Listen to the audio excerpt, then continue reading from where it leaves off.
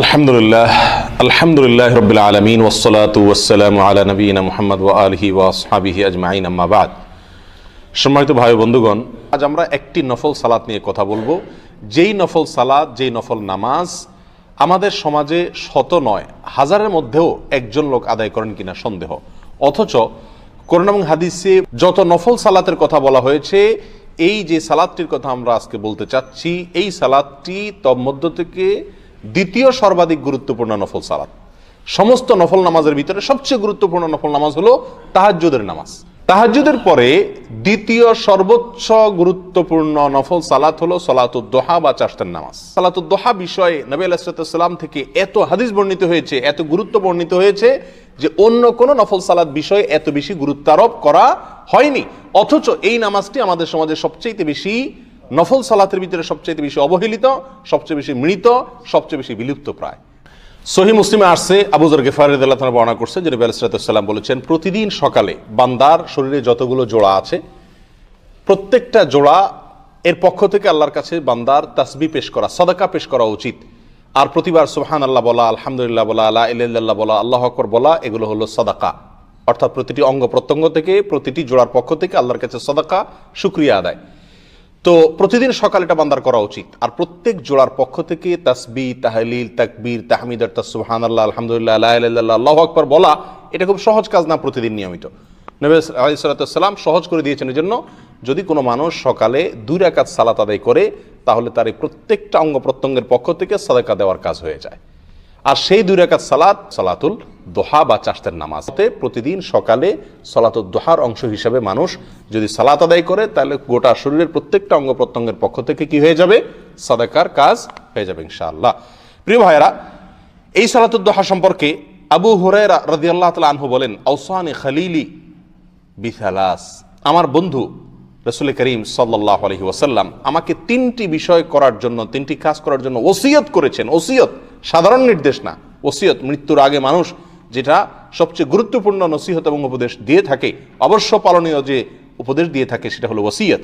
তো সাহাবী আবু হুরায়রা বলেন, আমাকে নবী করিম সাল্লাল্লাহু আলাইহি সাল্লাম 3টি কাজের ওসিয়ত করেছেন। এই 3টি কাজের ভিতরে একটি হলো সালাতুদ দোহা যেন আমি আদায় করি। তিনি বলেছেন হাদিসের শেষে, লা আদাহুন্না হাত্তা আমুত, আমি মৃত্যু পর্যন্ত তার এই ওসিয়তগুলো ফলো করে যাব, একটাও ছাড়বো না।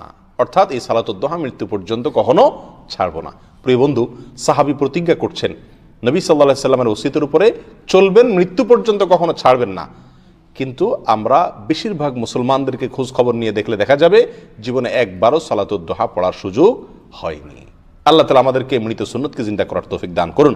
প্রিয় ভাইরা, এই সালাতুদ দোহা প্রসঙ্গে নবী আলাইহিস সালাম শুধু আবু হুরায়রা রাদিয়াল্লাহু তাআলা আনহু নয়, আরো বহু সাহাবা একরামকে তিনি ওসিয়ত করেছেন, নির্দেশ করেছেন, গুরুত্ব আরোপ করেছেন। এবং নবী আলাইহিস সালাম সহ সাহাবা একরাম এই সালাতকে খুব গুরুত্বের সাথে আদায় করতেন, নিয়মিত আদায় করতেন, সবসময় আদায় করতেন। এই হাদিসগুলো থেকে মোটামুটি সালাতুদ দোহার গুরুত্ব একেবারে পরিষ্কারভাবে বুঝে আসে। আবু হুরায়রা রাদিয়াল্লাহু তাআলা আনহু থেকে বর্ণিত আরেকটি হাদিস আসছে, যে হাদিসটি ইবনে খুজাইমাতে বর্ণিত হয়েছে। নবী আলাইহিস সালাম বলেছেন, লা ইউহাফিজু আলা সালাতিদ দোহা ইল্লা আওয়াব, সালাতুদ দোহা এটাকে নিয়মিত আদায় করে যে, সে হলেন আল্লাহর আওয়াব বান্দা। আওয়াব, আওয়াবকে যে আল্লাহর দিকে ধাবিত হয়, আল্লাহর দিকে ধাবমান, আল্লাহর দিকে অগ্রসর, আল্লাহমুখী বান্দা, আল্লাহর নেককার বান্দা, আল্লাহর দিকে যেতে চায়, জান্নাত দিকে যেতে চায়, যে এই বান্দা কখনো সালাতুদ দোহা ছাড়তে পারে না। সালাতুদ দোহাকে নিয়মিত পড়ে যারা, তারা আল্লাহর দিকে ধাবমান, আল্লাহর দিকে অগ্রসর বান্দা যারা, তারাই এটাকে কি করে? নিয়মিত আদায় করে। সহিহ মুসলিমের আরেকটি হাদিস আসছে, আম্মা জান আয়েশা রাদিয়াল্লাহু তাআলা আনহা বর্ণনা করেছেন, নবী আলাইহিস সালামের বিষয়ে তিনি বলতেছেন যে, কান রাসূলুল্লাহ সাল্লাল্লাহু আলাইহি ওয়াসাল্লাম ইউসাল্লিদ দোহা আরবাআন ওয়া ইয়াজিদু মা শা আল্লাহ, নবী আলাইহিস সালাম সব সময় সালাতুদ দোহা আদায় করতেন, 4 রাকাত এবং তার চাইতে বেশিও তিনি আদায় করতেন। তো এই হাদিসগুলোকে যদি আমরা সামনে রাখি, সালাতুদ দোহার গুরুত্ব, চাশতের নামাজের গুরুত্ব অপরিসীম আমাদের কাছে একেবারে পরিষ্কারভাবে ফুটে ওঠে। আমাদের সমাজে বহু আমল প্রচলিত আছে, বহু সালাত প্রচলিত আছে, যে সালাতগুলো কোরআন এবং হাদিস দ্বারা সাব্যস্ত না, প্রমাণিত না। এরকম বহু সালাত আমরা খুব গুরুত্বের সাথে পড়ি। যেমন সব রাতে আমরা রাতভর জেগে নামাজ পড়ি এবং বিশেষ সংখ্যায় পড়ি, 2 রাকাত করে, 100 রাকাত, 10 রাকাত, 20 রাকাত, কত রকম কথা প্রচলিত আছে। অথচ এগুলোর কোনো ভিত্তি কোরআন হাদিস থেকে পাওয়া যায় না। শবে মেরাজ আদায় করে, এরকম আরো বহু নামাজের অস্তিত্ব আমাদের সমাজে আছে, যেগুলোর কোনো অস্তিত্ব কোরআন এবং হাদিসে নাই। কিন্তু এই সালাতুদ দোহার মতো গুরুত্বপূর্ণ সালাত, যেটা সম্পর্কে এমন কোন হাদিসের কিতাব নাই যেখানে পাওয়া যাচ্ছে না, এবং নবী আলাইহিস সালাম নিজে জীবনে ছাড়ছেন না, সাহাবা ইকরামকে গুরুত্ব আরোপ করছেন, ওসিয়ত করছেন এবং বারবার বলছেন, বিভিন্ন সাহাবীকে বলছেন, সেটির অস্তিত্ব আমাদের সমাজে খুঁজে পাওয়া যায় না। কিন্তু যে সমস্ত সালাতের কোনো অস্তিত্ব কোরআন হাদিসে নাই, সেগুলো মাশাআল্লাহ সমাজে দেখা যায় অনেক মানুষ করে থাকেন। আল্লাহ তাআলা আমাদেরকে বুঝার তৌফিক দান করুন। এই চাশতের নামাজ আমরা কিভাবে পড়বো, কোন সময় পড়বো? চাশতের নামাজ বা এই সলাতুদ দোহা পড়ার সময় হলো সূর্য ওঠার 15-20 মিনিট পর থেকে নিয়ে শুরু হয়, একেবারে জোহরের ওয়াক্ত হওয়ার আগ পর্যন্ত এই টাইমের ভিতরে পড়া যায়। ওলামা ইকরামের অনেকে এশরাকের সালাতকে আলাদা বলেছেন, অর্থাৎ সূর্য ওঠার পর একটা নামাজ আলাদা বলেছেন 2 রাকাত, আর এরপরে 8টা-9টার দিক থেকে নিয়ে জোহরের ওয়াক্ত হওয়ার আগ পর্যন্ত। অনেক ওলামা ইকরাম বলেছেন সর্বনিম্ন এটা 2 রাকাত, আর অনেকে বলেছেন 4 রাকাত। তো আমি 4 রাকাত পড়লে সবার মত অনুযায়ী মোটামুটি হয়ে যাচ্ছে।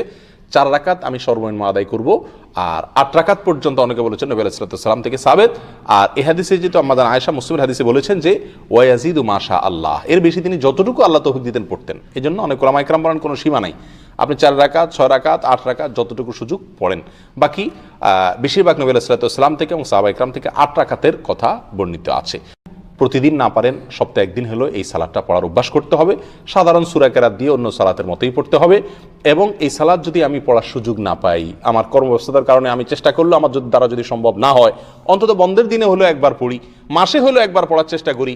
নবী আলাইহিস সালাম যেটাকে এত গুরুত্ব দিয়েছেন, ইসলামে যেটা দ্বিতীয় সর্বোচ্চ গুরুত্বপূর্ণ নফল সালাত, সেটা আমি জীবনে একবার আদায় করব না, মাসে একবার আদায় করব না, এটা নবী আলাইহিস সালামের সুন্নতের প্রতি অবহেলা, অবিচার ছাড়া আর কিছু না। এই জন্য ভাই প্রতিজ্ঞা করি, চেষ্টা করি, আর যদি নিজে আমল করতে না পারি, এই আলোচনাটাকে ছড়িয়ে দেওয়ার চেষ্টা করি, এই মাসআলাটাকে, এই বিষয়টাকে ছড়িয়ে দেওয়ার চেষ্টা করি, অন্যের মধ্যে প্রচার করবার চেষ্টা করি, যাতে অন্যরা আমল করতে পারে। আমার প্রচারের মাধ্যমে যদি কেউ আমল করে, তো নবী আলাইহিস সালামের হাদিসের আলোকে তার আমলের কারণে যে সওয়াব সে পাবে, তার সমপরিমাণ সওয়াব আল্লাহ তাআলা আমাকেও দিবেন। আর এই সুন্নাতটা যেহেতু এখন মৃতপ্রায় হয়ে গেছে, বিলুপ্ত হয়ে গেছে, এটাকে জিন্দা করলে যত মানুষ এটা করবে তাদের সমপরিমাণ সওয়াব আমরা ইনশাআল্লাহ পাবো। আল্লাহ তাআলা আমাদের সকলকে তৌফিক দান করুন। জাযাকুমুল্লাহ ওয়া আখিরু দাওয়ানা আলহামদুলিল্লাহি রাব্বিল আলামিন।